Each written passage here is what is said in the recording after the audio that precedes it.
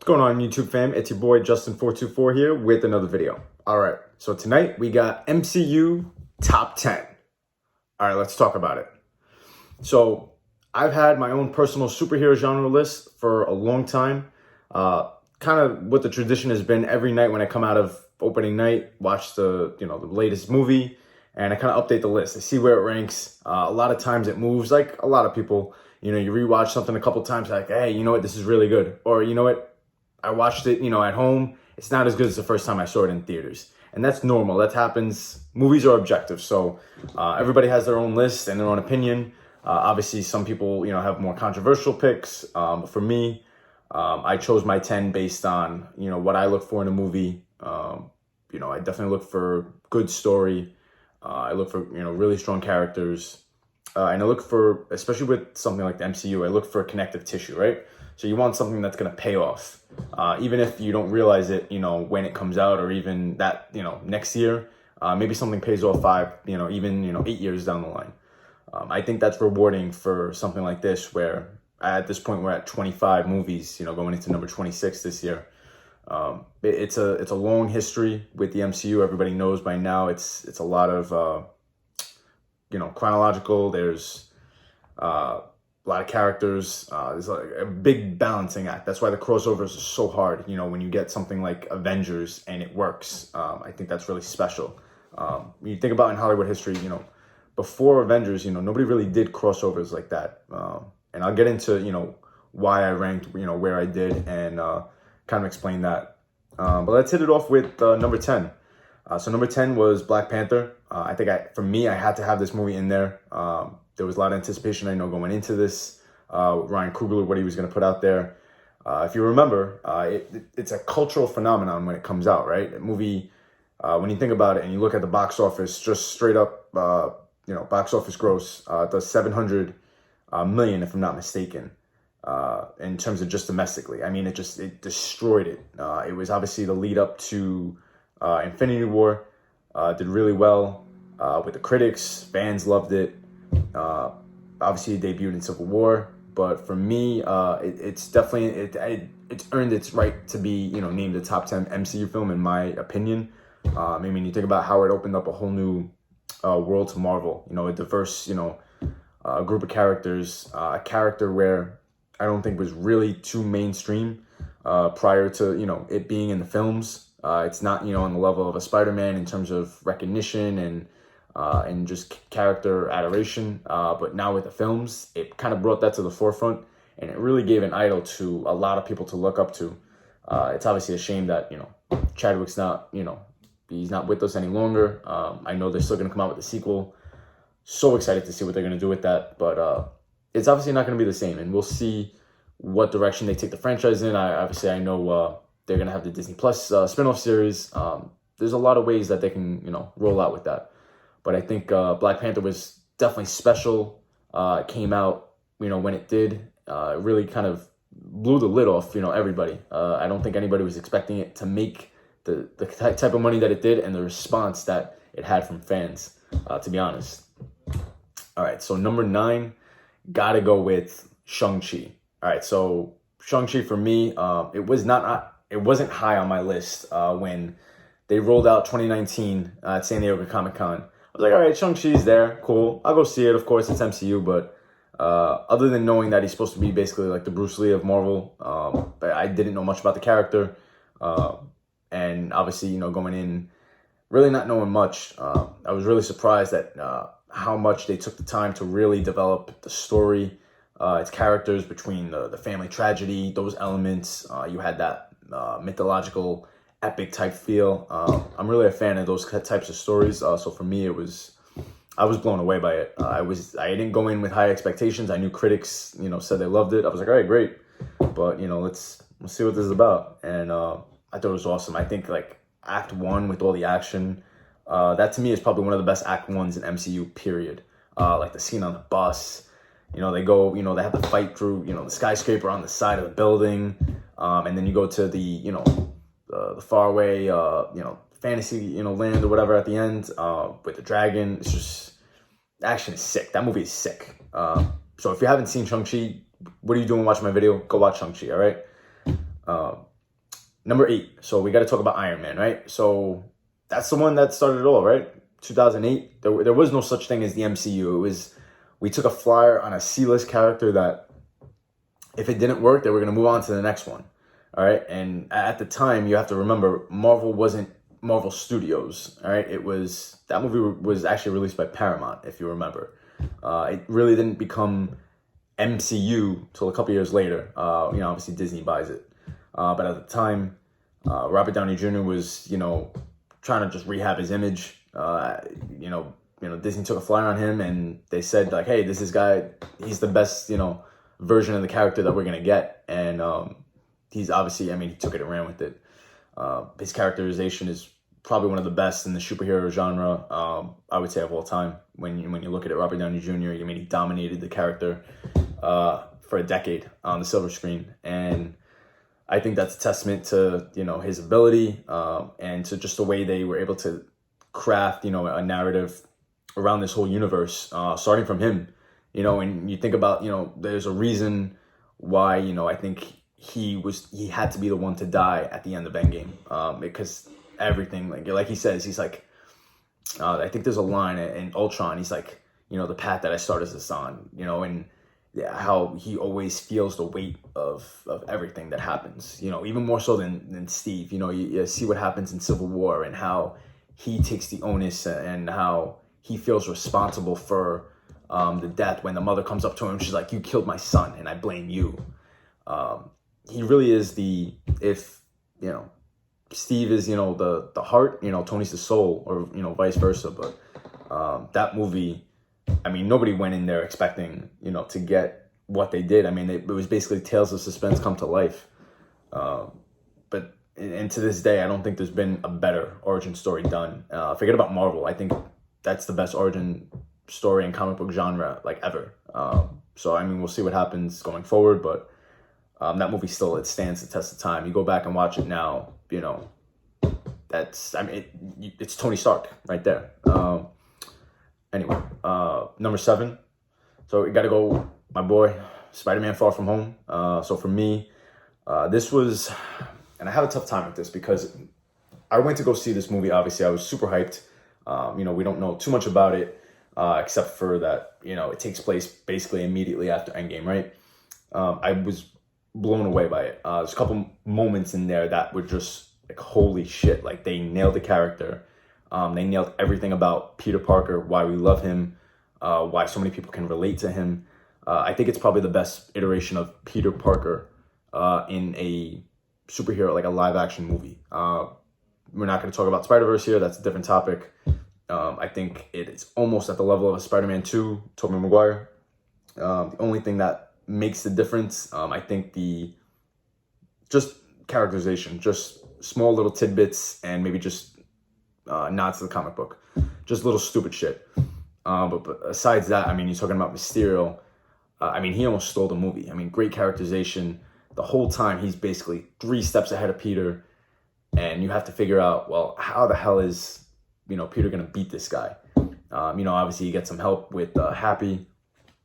But the movie is just, rock solid. It gets, and I think at any Peter Parker story, it has to start and end with his struggle between wanting to be a normal kid from Queens and just go hang out with his friends, and also with great power comes great responsibility. Or, as they said in Civil War, when the bad things happen and, you don't do anything about it, then, people get hurt, I think for me, that movie's just really, it has a, special place in my heart.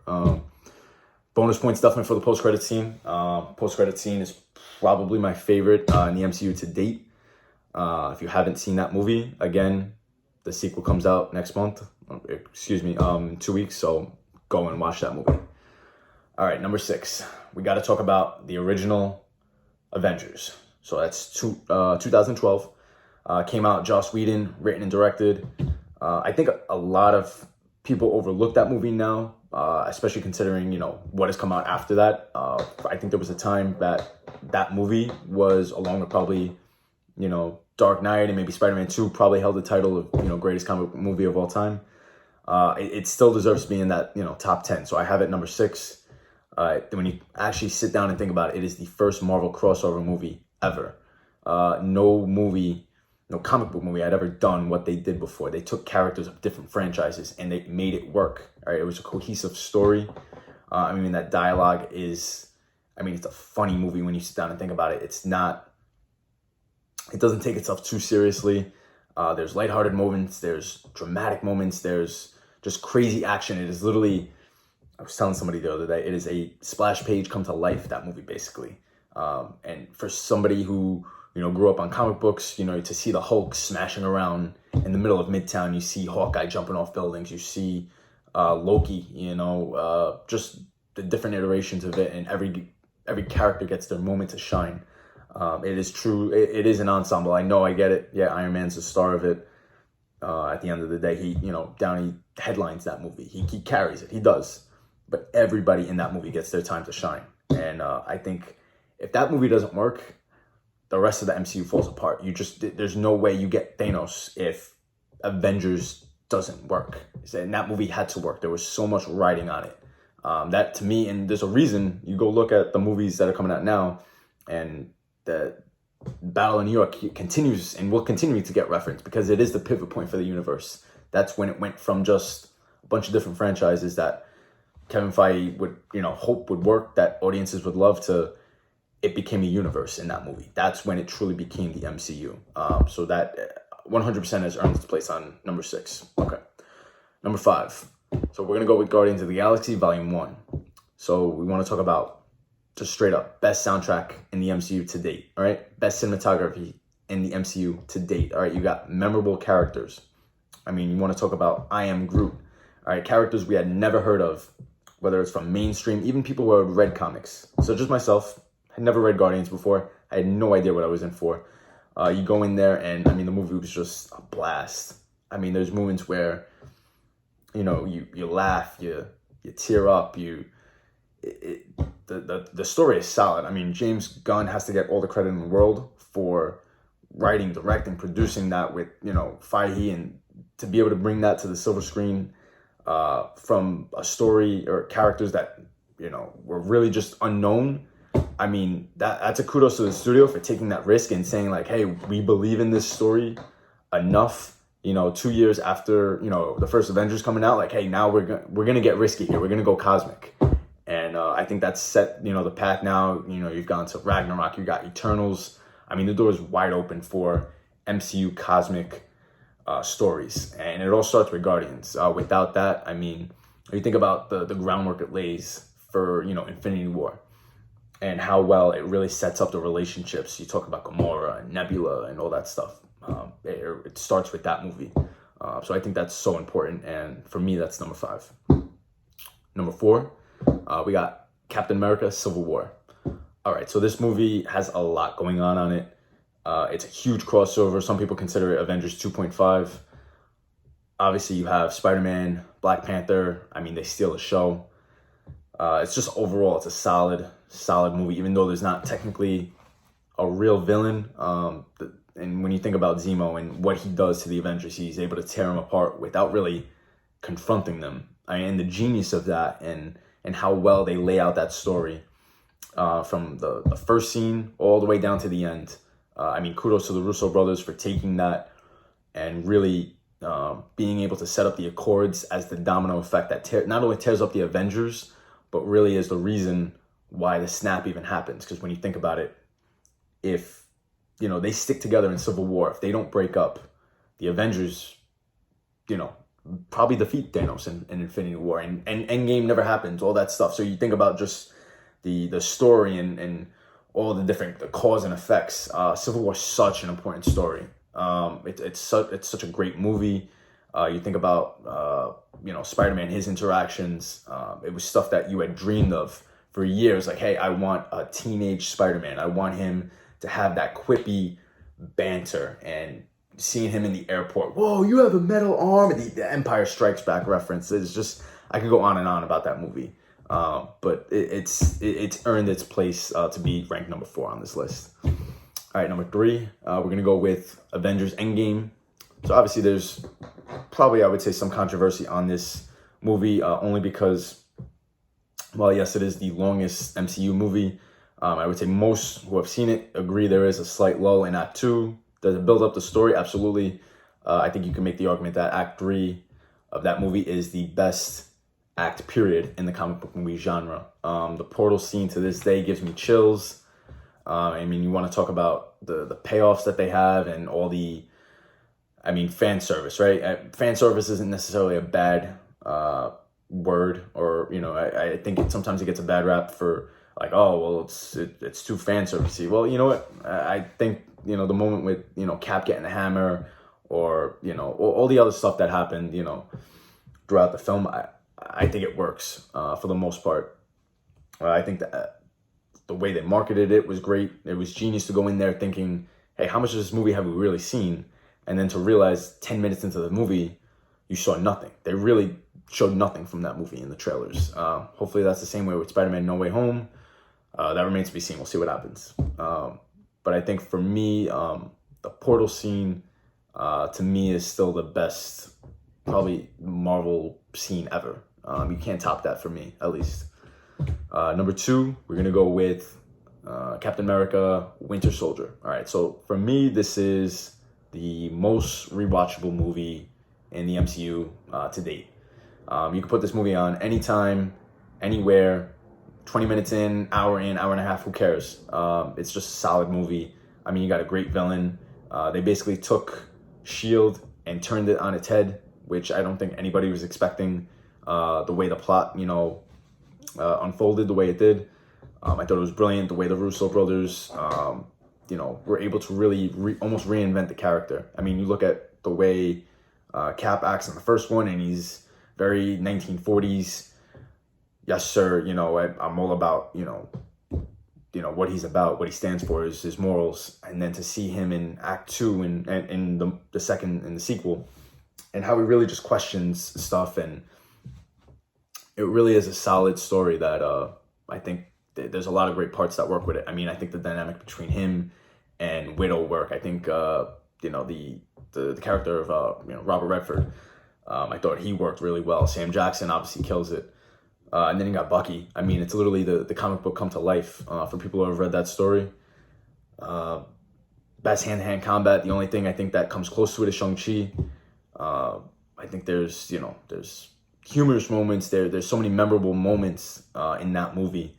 It's just a solid movie. I think it's one of the best solo, you know, comic book movies of all time. Forget about Marvel.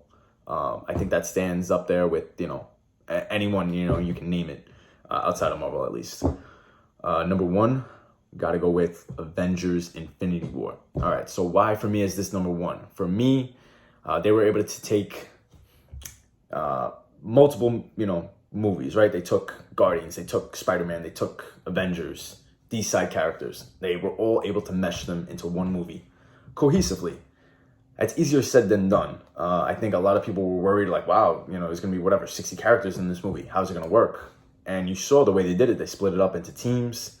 I would make the argument that everybody got their moment, really. Maybe some more than others, but, I mean, you look at a character like Thor, character like Iron Man, you know, Spider-Man. Everybody gets their moment to really, you know, get that spotlight in the movie. Whether it was a funny moment, a dramatic moment, action scene, whatever it was, I think, you know, by the time we left the theaters, you know, your jaws are on the floor by, you know, the way the movie ends. For me, I equate it to the Empire Strikes Back of our generation, right? So the bad guys win, basically. The good guys don't win in that movie. It's really a movie about Thanos, and I think Feige talks about that. That's really, that movie was set up not really for the Avengers to ever win that. They couldn't really. And I think it's so solid, and it's a testament to the build-up that they had done to really pay off in that movie. From, you're talking Avengers, Guardians, Civil War, all that stuff is leading up into this movie. And for them to, you know, present it in that film, I thought it was just beautiful. Obviously, it doesn't have the same rewatchability as a Winter Soldier, just because it's such a huge 2.5 hour epic film with the second part to it basically attached on Endgame. But that to me is the masterpiece of the MCU. That's the crown jewel. I don't think you can top that. It would be very hard for me to put, something above Infinity War anytime soon. I mean, we'll see what happens down the line. There's a lot of movies coming out the next couple of years. So, but yeah, that's my list for MCU top 10. Let me know your list. Leave a comment. If you can like this video, I would really appreciate it. Hit the subscribe button.